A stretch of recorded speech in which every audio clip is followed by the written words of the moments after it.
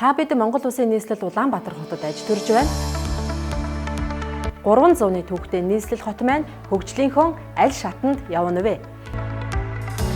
Бид энэ сэдвээр төрөл бүрийн мэргэжлүүдийг урьж нийслэл шийдэл нэвтрүүлгээр ярилцах болно. Сайн бацхан үзэгчдээ нийслэл шийдэл нэвтрүүлэг эхэлж байна. За бид энэ удаад Лавсрынгийн Ануу Үжин гурсан байгаа. За хотын засаглалын менежментийн мэргэжилтийн Ануу Үжин бол тийм. Бидний урилгыг хүлээн авч ирсэн танд баярлалаа. Сайн байна уу? Үзэгчдээ өдрийн мэнд хүргэе. За баярлалаа. Хотын засаглал тэгээд менежмент гэхээр харьцангуй одоо шинэ тутам мэргэжил тийм ээ. Тэгээд сонирхолтой нь бол одоо өөрөө чинь мэргэжлийн онцгой шалтгаалаад дэлхийн олон орны сургуулиудаар ингэж хичээл заалгаж одоо Швейцар төвдөө мөртлөө ингэж мэргэжлийг зөвшөж энэ мэргэжлийн ард гарсан байдаг юм билээ шүү дээ. Миний яг үндсэн суурь бол барилгын инженер байсан. Тэгээд анх гэр хорооллын дахин төлөвлөлтийн төсөл дээр гүйцэтгэгч байгууллага талаас нь ажиллаж агаад гэр хорооллын дахин төлөвлөлт нь өөрөө яг юм хот одоо жижигхэн хэмжээний тий хот төлөвлөлтийн маягийн төсөл учраас тэн дээрх ингээд маш олон асуудлууд тэдгээр асуудалд нь голдуу одоо ингээд бодлого талдаа төлөвлөлт талдаа байх хэвээр тийм асуудлууд байдаг гэсэн болохоор энэ талаар судлаад сонирхож байгаад сүүлд яг энэ urban governance чиглэлд суралцсан. Тэгээд энэ чиглэлийнхээ хүрээнд бол манайх ч одоо яг governance гэхээр төлөвлөлт гэж шууд ойлгочод байдаг тий байшин зам хаана байх ч юм уу нэг тийм special planning гэж ойлгочод байдаг бол governance нь болохоор бүх одоо зөөлөн дэд бүтц хатуу дэд бүтц бүх секторууд хоорондоо уялдаа холбоотой тэр дундын уялдаа холбоог бий болгож синержиг бий болгож ажиллах тэр менежментийг бий болгох нь өөрөө governance юм а гэсэн утгатай. Тэгээд одоо хотын удирдлага юм уу хотын яг гол шийдэл гаргаж байгаа хүмүүс бүх салбарынхаа талаар ерөнхий мэдлгүүдийг ерөнхий асуудлуудыг мэддэг байх хэрэгтэй гэсэн үгнээс одоо гарч ирсэн тийм нийгмийн шаардлагаар гарч ирсэн мэргэжил. Одоо Улаанбаатарын түүхийг тэгж ярьдаг хүмүүс төлөвлөлт нь 500 мянган хүнд зориулсан байсан. Тэгээд энээс ингээд даваа гарцсан ч гэдэм юм уу те. Гэтэл бол яг асуудал нь ерөөсөө Улаанбаатар хотын газар нутаг дээр 1.5 сая хүн багтахгүй байгаа даа биш те. Тэр одоо ямар нэг дэд бүтцүүд нь даацсан хүрхгүй байгаа даа биш. Хамгийн гол нь тэр дунд менежмент нь алдагдаад тэгээд тухайн барилга байгууламж зам өөр дахиад дотор нь амьдарч байгаа хүмүүсийн нийгмийн одоо дэд бүтцүүд яг үндсэн үр ашигтай хүрж ажиллаж чадахгүй байгаа асуудал нэгдэг ихэнхдээ. Тэгэд бодоод үзэх юм бол Улаанбаатар хот нь одоо та өөрөө хэлсэн шүү дээ. Нилээн залуу хот. Нилээн гэж хамбараг нилээн залуу хот шүү дээ. Тэгэнгүүт Туркийн Стамбул гэдэг жишээ авах юм бол хэдэн зууны түүхтэй байдаг. Отоманы үеэс ахуулаад анх ингээд Стамбул ингэж байгуулагдсан. Тэгээд тэр чигээрээ Европ Аз хоёрыг холбосон ийм том төв байсан. Ингээ хөгжөөд ирсэн. Тэгэнгүүт тэнд нь ингээ байгаа асуудлууд нь улам том болдог. Тэнд нь байгаа барилга байшингууд зам дахиж төлөвлөх боломжгүй. Яагаад гэвэл хэдэн зуун жил тэндээ байцсан тий. Гэхдээ ингээд нөө асуудал гэдэг бол манай Монгол Улаанбаатар хотод бол тэр нь давуу тал байхгүй юу? Шин байгаа нь. Тийм болохоор энийг ингээд үргэлжийн мөнх одоо урсгал засвар гэдэг шиг төлөвлөлтийг нь шинжилээд явах хэрэгтэй. Тухайн цаг үедээ зориулаад өөрчлөлт явах хэрэгтэй гэдэг. Тэр өөрчлөлт нь алдагдсан. Салбар хоорондуудын уялдаа холбоо алдагдсан. Тийм байгаа учраас ерөнхийдөө бол менежмент талаасаа илүү бодлого төлөвлөлт талаасаа хийх юм их байгаа гэж би хувьдаа хардаг. Тэгэд өөр одоо орнуудтай өөрсөн хотуудтай тийм нийслэлүүдтэй жишээ нь Сөүл ч гэдэг юм уу, Стамбул ч гэдэг юм уу, Малайзийн Куала Лумпур ч гэдэг юм уу харьцуулаад үзэх юм бол манай Улаанбаатарын ихэнх асуудлууд маш жижигхэн. Тэг бүгд аль хэдийн тэр ингээ шийдлэн байж байдаг. Улаанбаатар хотын хамгийн гол үндэсний их усүр болох туул одоо бохирдлоо гэдэг юм бол тэнцэн нь өөр дахиад яг тийм байдлаар бүр хүн дээр бохирдуулаад тэрийгээ сэргээгээд аваад одоо тэр нь ингээд нийтийн амарч зугаалах талбай болоод цэцэрлэгт хүрээлэн болцсон орны жишээнүүд байх жишээний тий хэрвээ төгжрэлттэй байна гэх юм бол тэрнээс хэдэн сая хүний төгжрлийн асуудал тэнд шийдэгдсэн байгаад байдаг. Хэдэн зуун төрлөөрөө байгаа. Биднэрт яг зөв зохистой арга өөрсдийнхөө шинж чанар онцлог тохируулаад олж аваад Монголын хөрсөнд буулгаад авах ер нь тийм асуудал байхгүй. Ямар шинээр нэг ч юм уу те. Тэн дээр тийм олон ажил болоо зовоод ах шаардлага байхгүй. Нөө ард нь явж байгаагийн давуу тал те. Урт талд биднэрт зөндөө олон жишээ байгаа. Тиймэрхүү зүйлс бол одоо олон орноор ирдэг. Энэ бол асуудал биш гэж ярихыг сонсоод сайхан байна л та. Тэгээд залуу хүмүүсийн хувьд яг одоо ингээд амьдрал руу хэрэгжүүлээд орж байгаа ямар төсөл хөтөлбөрүүдийн арга гарав эсвэл одоо шинээр эхлүүлж байгаа ямар ажил? Ямар ч байсан би юунд хогны менежментийн тухай хуулийн төрөөр ярьжсэн. Тэгээ хогны тухай хууль гэж үүдэг. Үндэсний Монгол Улсын хогны тухай хуулийн 2 дугаар шинжилсэн найруулгахад яг workshop буюу одоо юм баг суулгаад зохион байгуулж байхад тэрэнд оролцож исэн. Тэгээд тэрний дараа нь болохоор хогны чиглэлд одоо морин даваа дээр баригдах ёстой төсөл байгаа. Тэр нь хог шатаагаад хогноос эрчим хүч гаргаж авдаг тэр төслийн тэзүүдээр бас оролцож явсан. Тэгээ өөрөө болохоор яг хогны чиглэлд бол 8 хотын хогоо боловсруулдаг, хогоо менежмент хийдэг, хогоо одоо ашигладаг тэр аргуудыг бүгднгийн нь бол яг ингэж бичлэн очиж үзчихсэн. Хамгийн олон менежментийг хэрэглэсэн байсан хот нь бол одоо Дубай буюу ер нь бол Араб Эмират улсаараа.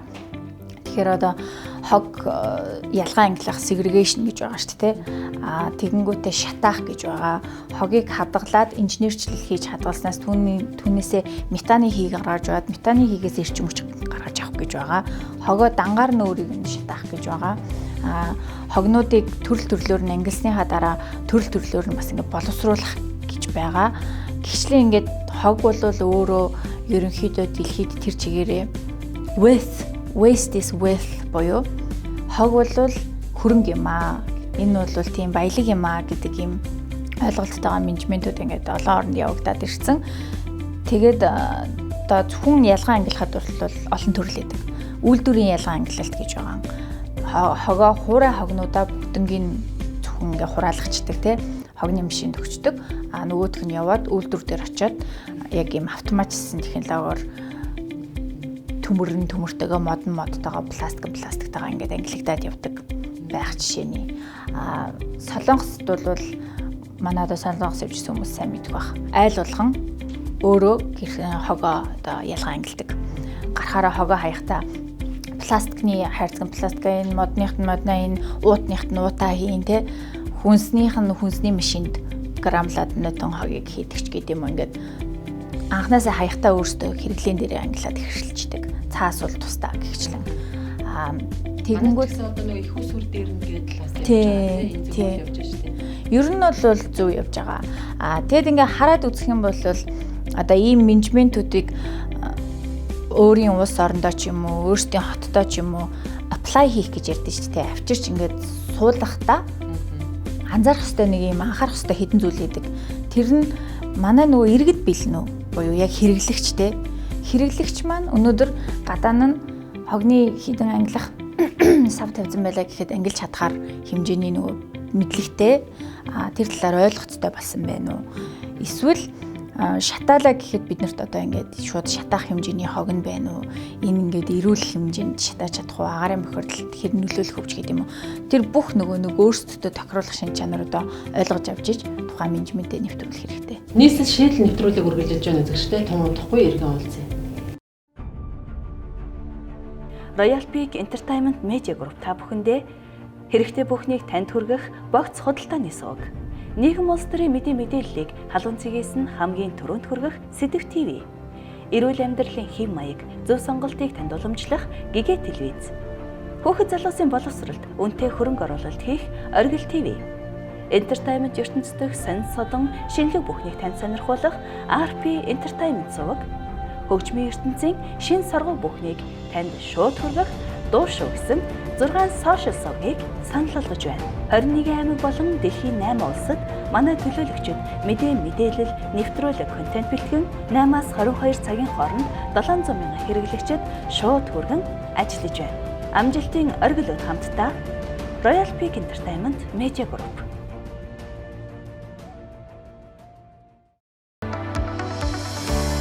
Тэгээ яг орчин үеийн хотын жишгээр явахад бол бид нар яа харахгүй гэр хорооллоо багасгах, нөгөө модон жорлон те яндангийн утааныхаа тоог багасгах шаардлагатай юм шиг байна. Өөрөө яг мэрэгчлээ хүний хувьд энийг ойрын үеийн хөгжлийн шийдлийг яаж харж байна? Манай Улаанбаатар хотоос яг нийслэлээс гэр хорооллыг дахин төлөвлөлт гэдэг яг гэр хорооллын дахин төлөвлөлт гэдэг нэлээд том төсөл 2013 оноос хойш идэвхтэй явж байгаа шүү дээ. Энэ төслийн хүрээнд бол одоо айлууд газраа орон сууцаар солих зарчмаар орон сууц нь бол олон айлыг нэг дор оруулаад тухайн орчныг илүү хөгжилтэй, илүү амьдрах орчин нөхцөл сайжруулсан тийм байдлаар болгохоор юм гурвалсан гэрэн дээр ингээд суурилсан харилцаатай төсөл бол явагдаж байгаа. Гэхдээ одоо яг ингээд Улаанбаатар хотын гэр хорооллын хэмжээг хараад тэнд байгаа хүмүүсийн амьдралын хэв маяг бол маш чухал байхгүй юу? Бүх хүн орон сууцнд амьдрах сонирхолтой байж болно. Тэгэнгүүт тэр хүн өөрийн гэсэн газар нутаг дээр өөрийн өмч дээр яг өөрийнхөө одоо тийм юугаар амьдрах бол ихтэй. Тэр нөгөө хуулиар ингээд өгсөн эрх нь байгаа учраас бид нэр шууд тэрийг хүчлээд одоо заавал орон сууцнд ороо гэж хадах боломжгүй шүү дээ. Тэгэхээр тэрэн дээр нөгөө хүмүүсийнхээ онцлогтод тааруулаад нэг төрлийн бус нэлээд хит хитэн төрлийн гэр орол шиг одоо ийм орчныг сайжруулдаг олон төрлийн төслүүд оруулж ирэх хэрэгтэй гэж ер нь бол хувьдаа боддог. Жишээлх юм бол зөвхөн одоо хауза бариад амьдарчих чадвартай дид бүтцэд нөгөөдгөө холбоод зардлыг нь даачах чадвартай хүмүүст зээлээр тэр орчныг ингээд сайжруулж байгаа гэдэг утгаараа өөрийнхөө одоо амьдарч байгаа орчныг сайжруулад нийгэмдээ бас ингээд хувь нэмэр оруулж байгаа гэдэг утгаар нь илүү дэмжлэгтэйгээр бас ингээд нийслэл нь хамтран ажиллах боломжтой тийм хауз хотхнууд байх төслийг нэмж оруулж ирдэг ч юм уу те. Мөн тухайн бүсүүдэд одоо зөвхөн ингээд сууршил байгаад байгаа учраас тэр ингээд хөгжил нь нэг л замаар явах гэдэг байгаа байхгүй юу. Тэрний оронд нь одоо ярьж байгаа дид бүтцүүд тухайн хэсэгт ингээд тохирсон жижиг дид бүтцүүдийг ингээд төлөвлөё гэсэн байдлаар хэрвээ тэнцээ ямар нэг үйлчилгээтэй ямар нэг одоо ийм сервис болон худалдаа офис ч юм уу ажил гүйцэтгэдэг тийм талбар болчих юм бол тэр нь цаанаа өөрийгөө хөгжүүлэх шаардлага нь үүсчдэг. Тэнд нэг зах байж болно те. Одоо тэргүүд хотын төвд ингээд шамбаарлаад байгаа ямар нэг үйлчилгээнүүдийг хотын захынхаа хэсгүүдэд хүртээмжтэй болгоод тавиад өгчих юм бол тухайн орчин нь өөрөө сайжраад ирэхээр тэрийгэ дагаад тэр хавьд амьдарч байгаа хүмүүс өөрөө ирэхгүй ингээд ухамсараараа бас ингээд орчноо сайжруулад эхэлдэг. Гэхдээ өөр зөндөө олон хөтөлбөрүүд ингээд хувилбар гол нь сонголт олгох хэрэгтэй байгаа байхгүй юу? Зөвхөн нэг талаар биш. Тэгээ зөвхөн би бүгднгийн ч юм уу эсвэл улс бүгднгийн ч юм уу барилгын компани бүгднгийн хий биш те. Бид нар бүгдээрээ өөрсдөө ингээд оролцоод энэ дээр ингээд ажлыг нь хилцээд явах ямар хувилбарууд байна гэдэг байдлаар бас явах боломжтой гэж харж байгаа. Мөн одоо гэр хороол дээр хамгийн их санаа зовоодог зүйл бол хөрсний бохирдол. Бид нар болохоор ингээд яг өнөөдөр харагдаад, амтагдаад, мэдрэгдээд, үнэрлэгдээд байдаг учраас агаарын бохирлыг бол маш их ярьж, маш их мөнгө зарцуулж байгаа боловч хөрсний бохирдлаад яхаа мэдтгүү те. Ялгаагүй л ингээд бохирдуулаад яг хоёр алхмын цаатадлах жорлондоо нөхөндөө бийцсад яг тэр доогуур ингээд нэг усны сувг явж байгаа хоёр алхмын цаатадлах газраас гүний ходог ухаад ус аваад ууж идэг те. Хажууд нь бийцсад хажууд нь ууж идээд тийм. Тэгэнгүүт эн чинь өөрөө болохоор тэр чигээрээ нийгмийн эрүүл мэндийн асуудал.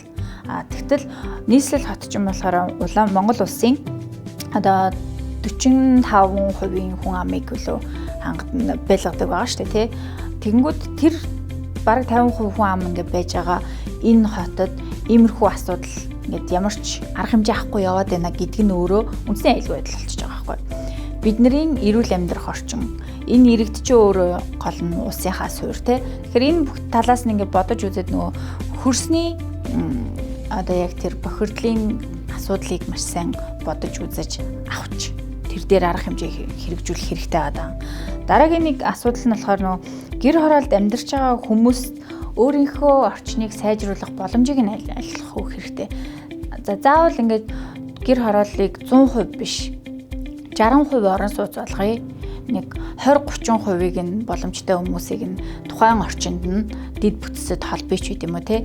Тэгэхээр тэр хүмүүс тухайн орчиндөө тэр нөхцөлдөө амьдралаа сайжруулад бусадаа ямар нэг хэмжээгээр ингээд бохирдол, гайд хөгжрүүлэхгээр ингээд амьдрах боломжтой болох тэр нөхцөлийг бүрдүүлэхэд энгийн одоо жишээнүүд байгаа байхгүй. Айл болгон өөрийнхөө хашаан дотор мод тарьдаг болчих жишээний те.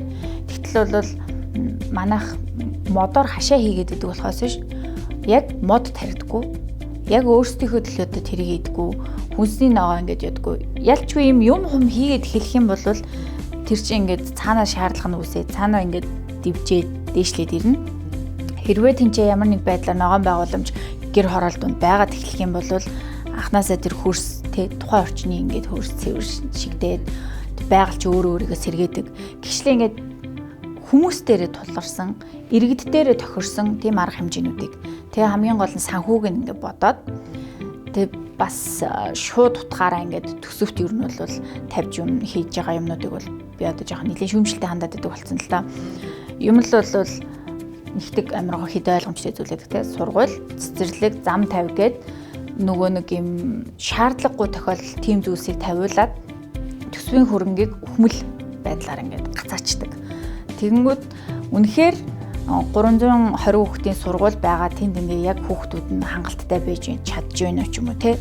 Эсвэл нөгөө нэг эмнэлэг байгаад за 100 ортой эмнэлэг байлаа ч гэдэг юм уу. Тэгэнгүүт тэнд нь нөгөө хүмүүс нь яг эдгээд гарч байна уу? Анханасаа энэ эмнэлгийн тоог нэмэхийн оронд эмнэлэг барихгүй байх ямар шалтгаан байж болох вэ? Орчныг сайжруулах юм бол хүмүүс эмнэлэг рүү очих тоо нь хэр буурч гин үү гэдэг байдлаар анханасаа бүр ингээд улс хууртай яг асуудлын үндэстэй тийм асуудал хаана үүсээд байгаа. Яагаад хүмүүс эмнэлэгт очиод байгаа. Өвдөөл ээж байна гэж хүлээж болохгүй ш тэ хүн болгоны гэмт хэрэг хийн гээд шорон бариад ээж болохгүй дайдлах юм байхгүй юу.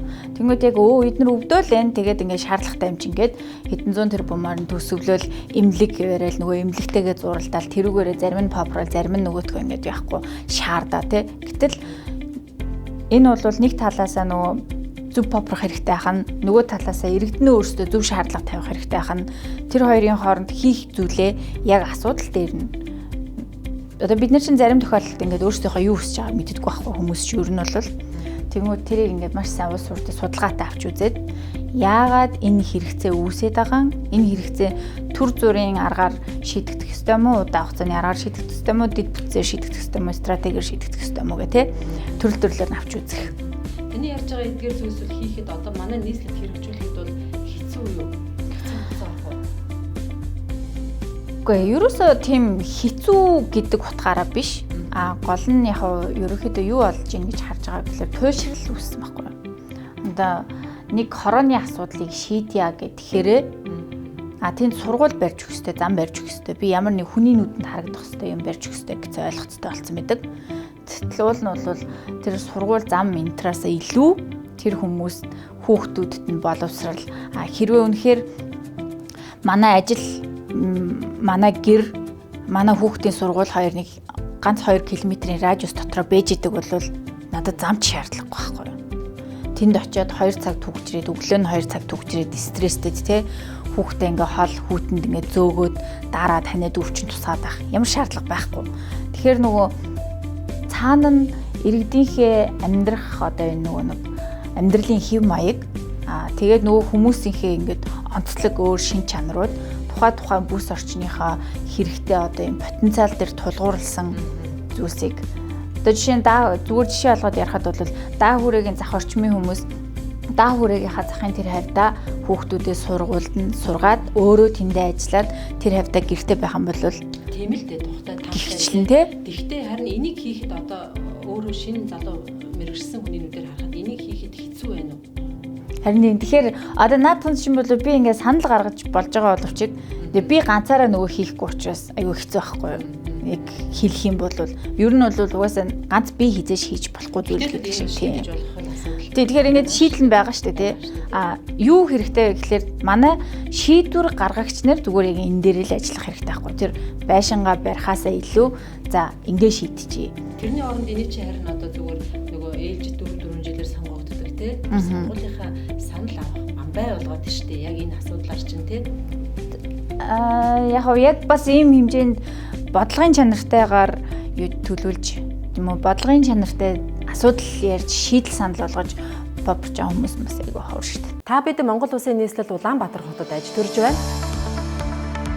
300-ны төвхтэй нийслэл хот маань хөгжлийнхөө аль шатанд явна вэ? Бид энэ сэдвээр төрөл бүрийн мэрэгчлүүдийг урьж нийслэл шийдэл нэвтрүүлгээр ярилцах болно. нийслэл шил нэвтрүүлэг үргэлжлэж байгаа үзэгчтэй бид энэ удаа Лавсрангийн ануу үжинтэй хот төлөвлөлтийн талаар, хотын хөгжлийн талаар ярьж байгаа. За хоёулаа олон зүйл ярьлаа. Одоо замын төвчрэлтэй холбоотой тий хүн бүхэн л энийг ярьдаг болсон. Одоо бараг зүгээр дүүжин зам юм уу одоо тийм зүйл барих бол одоо хотын төвчрлээсээ бид салах чадахгүй ямар ч гарцгүй ч гэж бас ярих юм. Өөр бол энийг яаж харж байна? Надаас гадна бүх хот төлөвлөгч нар ч гэсэн хэлнэ. Замын төвчрэл юм уу? Одоо яг тэр тээврийн ачаал ерөөсөө замыг нь өргөжүүлж нэмж барьснаар шийдэгддэг. Маш олон орны туршлага байдаг.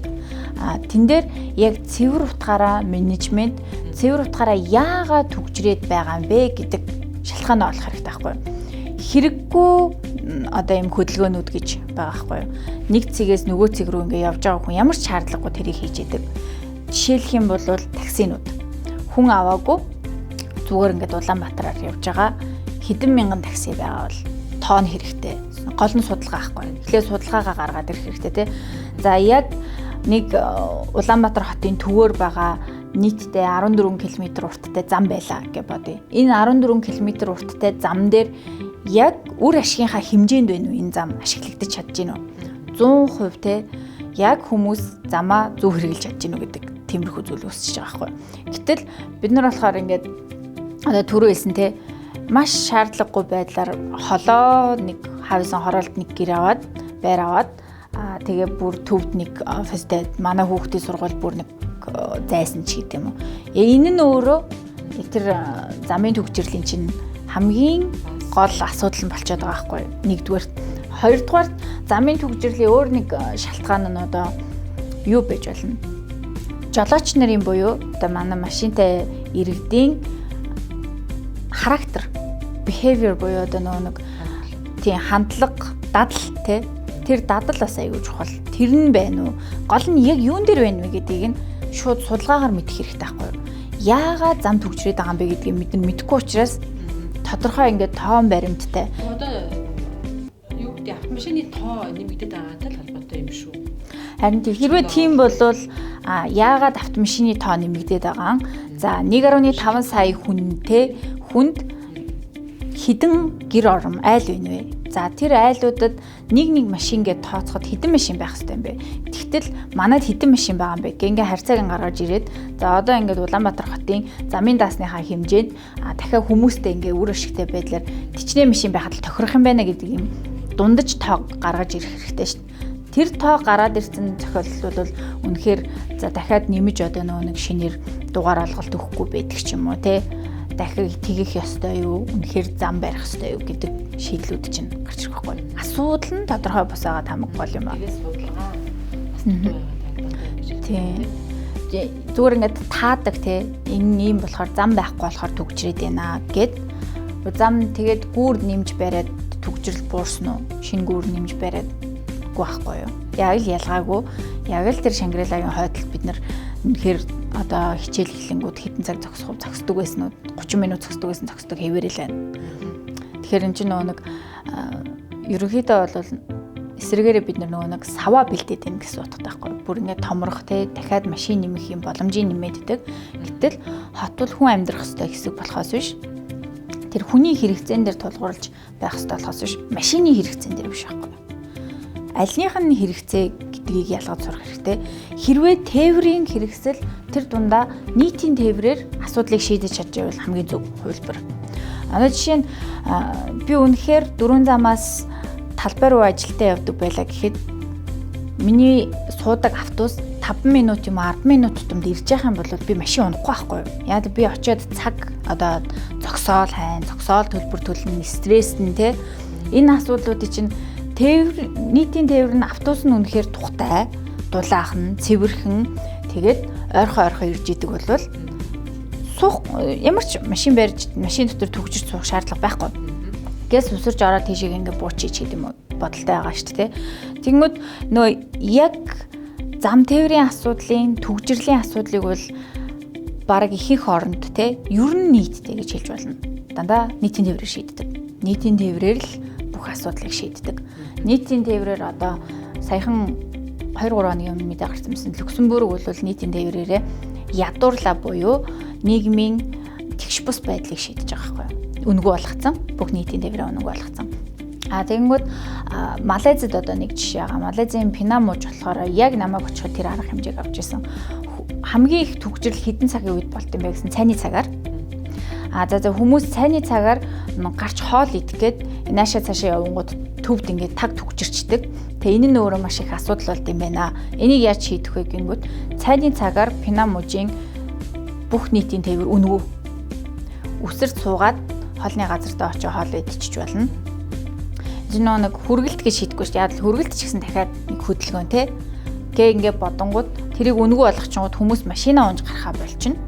Тэгээд зөвхөн цайны цагаар бол нийтийн тээвэрлэл явж байгаа байхгүй юу. Тэгэнгүүт ингээ асуудлыг шийдчихүүлнэ. Ер нь бол нийтийн тээврийг маш сайн олон хувилбартай сайжруулах хэрэгтэй. Автобуснаас гадна өөр зөндөө олон хувилбар байгаа. Гэхдээ одоо тэр нөгөө түрүүнд тэгсэнтэй ямар Sky cable car лөө.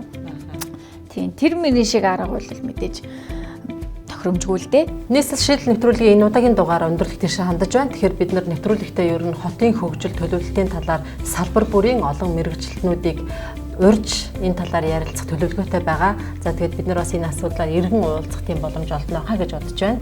Нэвтрүүлэгт хүрэлцэн ирсэнд баярлалаа.